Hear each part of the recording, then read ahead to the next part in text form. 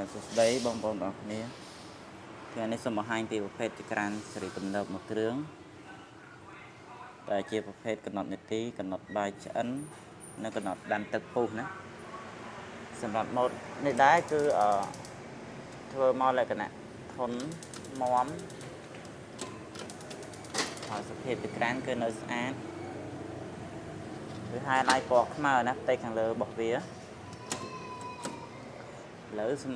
បង្ហាញពីប្រភេទកំណត់បងប្អូនចង់កំណត់ដាំទឹកពុះឲ្យលុតណាបើបងប្អូនប្រើធម្មតារៀងទឹកអូតូបិទផ្លិចបិទក្តៅដល់កម្រិតរបស់វាបិទឲ្យយើងណានេះជីកប្រើធម្មតា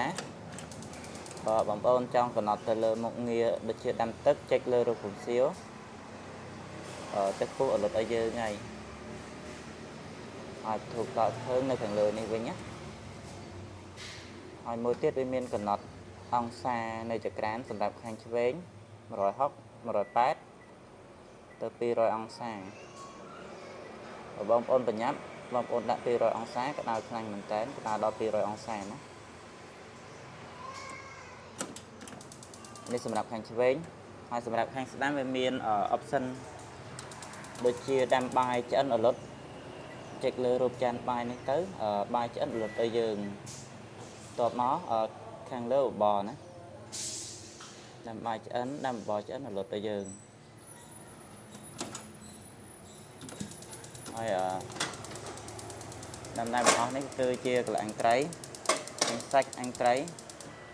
ហើយសេរីពួកនេះភ្លើងវា2ជាន់ឆ្អិនទាំងលើឆ្អិនទាំងក្រោមតែម្ដងណាភ្លើង2ជាន់អញ្ចឹងបងប្អូនដាក់សាច់ទៅហើយយើងរុញចូលក្នុងចេះទៅយើងកំណត់ម៉ោងបានសេរីពួកនេះថាសាច់របស់យើងខ្ទង់5នាទីឆ្អិនបងប្អូនដាក់5នាទីទៅ5នាទីក្រោយវាលុតឲ្យយើងហើយណាអញ្ចឹងងាយស្រួលប្រើសម្រាប់ប្រភេទសេរីទំនើបកំណត់នាទីនេះ